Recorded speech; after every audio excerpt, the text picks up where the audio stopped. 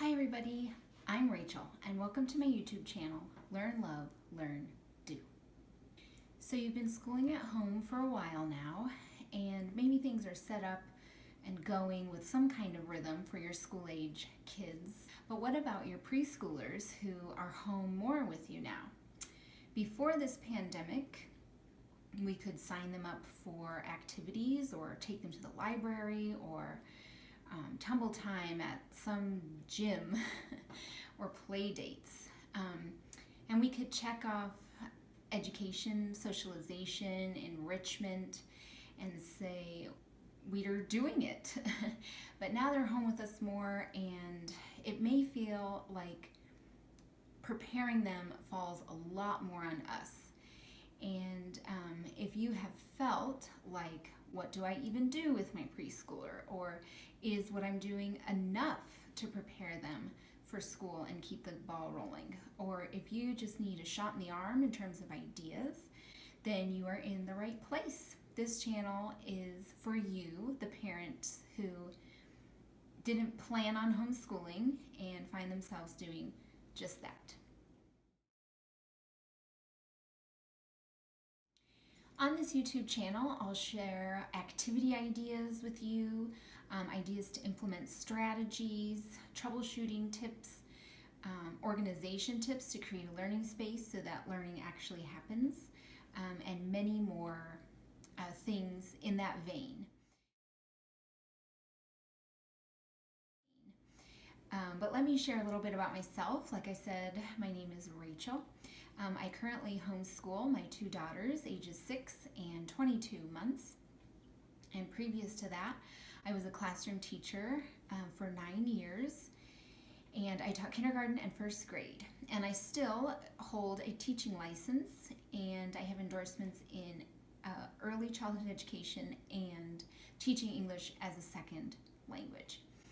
So as my school year progressed, I became more and more aware that because of my training as a teacher, there are things that I do in my school day that are habit to me and come from my training that other people might want to hear about or benefit from to implement in their school days.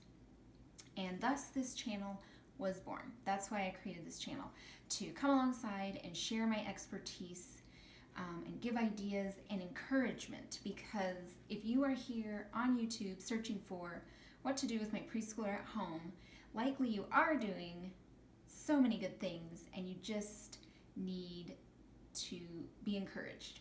So that is what this channel is here for. In this kickoff video, I will take you through my top 3 activities plus a bonus tip to encourage growth and enrich your preschool child's life while they are home with you more during this pandemic. These activities and ideas are strictly my opinions. They are what works in my family and are kind of backed by my training as a teacher and what I would share with parents if their students were in my classroom. This ultimately is kind of a platform for you to jump off of and develop your own ideas. What works for your family where you are at? I think you will see these tips and activities won't really add much more work or busyness or scheduling to your day. They are things that can be built in very naturally. So let's get started. Tip number 1, read, read, read. This might go without saying, but I'm going to say it anyways. Reading is so important to the development of your preschooler, and so many skills get internalized just by being read to every day consistently. You do not have to draw a lesson out of a book simply by reading and reading and reading and reading to your child. They will be learning things that their mind is ready to grasp. So on top of forming a connection with your preschooler, going through a book together, it becomes a shared experience, almost like when you can look back and say, remember when we flew to grandma's house, or remember when we went to the zoo? Now you can add the book. So there's a shared experience that you go through together in the books that you're reading. Another reason to read to your preschooler is as you read, they're internalizing word choice, sentence structure, grammar, development of ideas, and so many more things that a professional writer has gone through to develop and produce this book. So every time you read a book, it's an opportunity to internalize those things. And then when they arrive to school and begin their formal education, those layers of writing that I just mentioned, word choice, organization, sentence structure, grammar, they will have internalized some of that structure. So the formalization of their instruction can be built on what is already there in their minds that happened very naturally by being read to. So another reason to read to your preschooler goes with what I just said. Reading gives us ideas, things to chew on, things to think about, and that will aid our writing. It is very difficult, if not nearly impossible, to write about something we do not know about or care about. So reading gives us things to get excited about and think about, and will aid in our writing when the time comes, when your preschooler enters formal schooling and begins with writing instruction. Another reason to read to your preschooler is they learn through repetition. Have you ever had to read the same book over and over and over and over and over and over again? The reason they ask for that book again and again is because they are trying to internalize some idea or concept that that book is giving to them. It could be a letter book. Okay, we're learning our letters. It could be numbers. It could be counting. It could be rhyming, an important pre-reading skill. It could be what to do when I feel angry, or how do I make a friend. And as an example, we have been reading a book to my toddler called Blue Hat, Green Hat by Sandra Boynton. It is a very silly book, and there are animals getting dressed. So on one page, we're putting on a shirt, and everybody gets it right except for a silly turkey. And then the next page, they're putting on pants, and everybody gets it right except for that silly turkey. And the whole book is like that. The silly turkey does not know how to get himself dressed. Well, what started off as a silly book soon became a fixation. My daughter asked for this book over and over and over again, and shortly after started demanding to dress herself. So she was working on this other skill that in my mind is wholly outside of reading, but she latched onto this idea in a book, and it helped her do something in real life. I thought I would be the one that taught her how to get dressed, but it was this book, and that's just fine.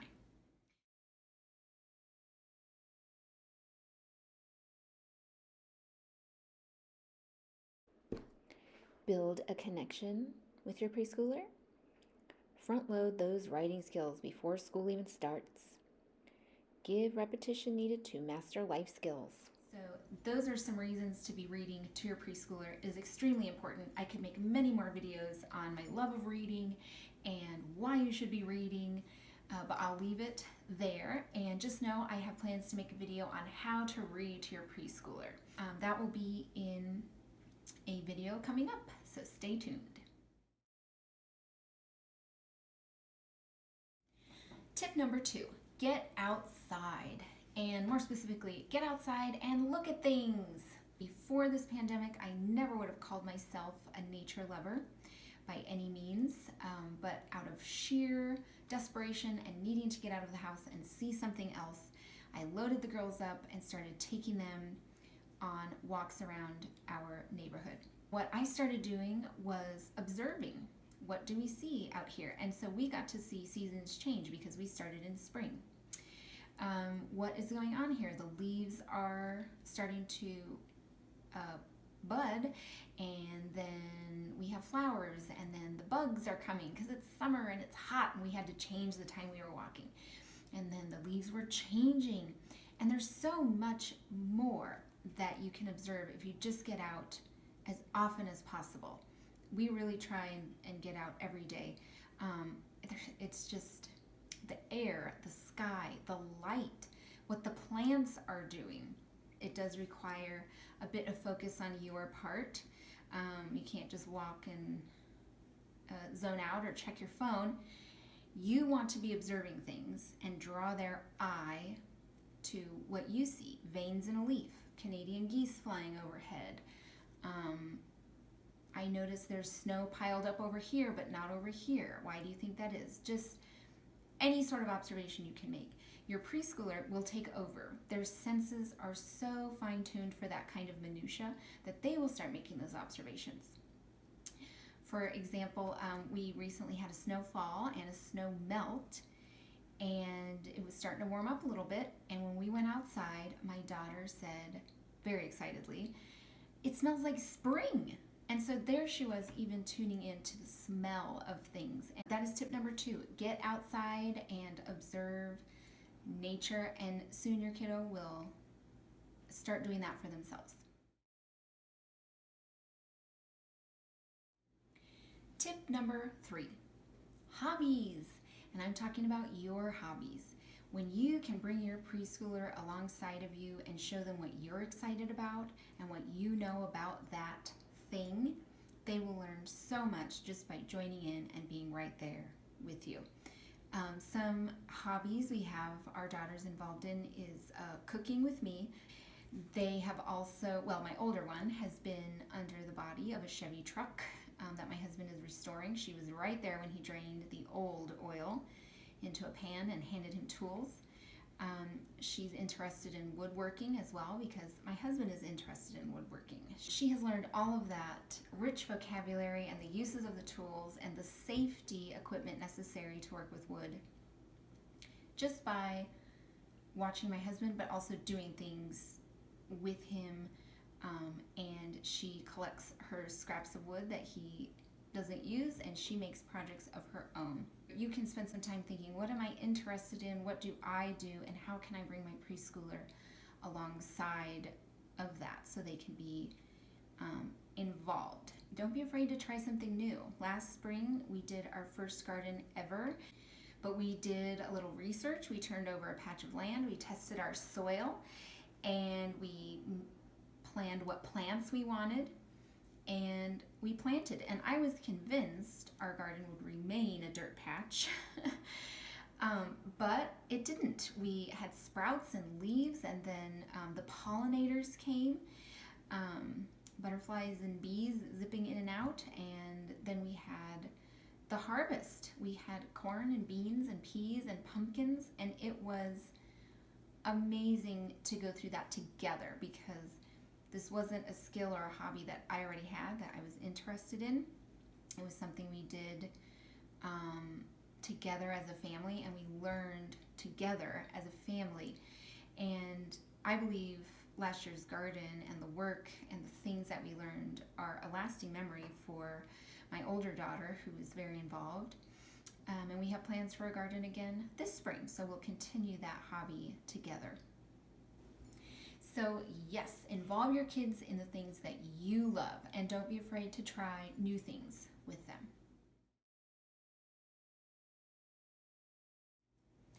And now for the bonus tip, and this one is coming completely out of left field, but I thought it worth mentioning. Sleep. How is sleep going at your house?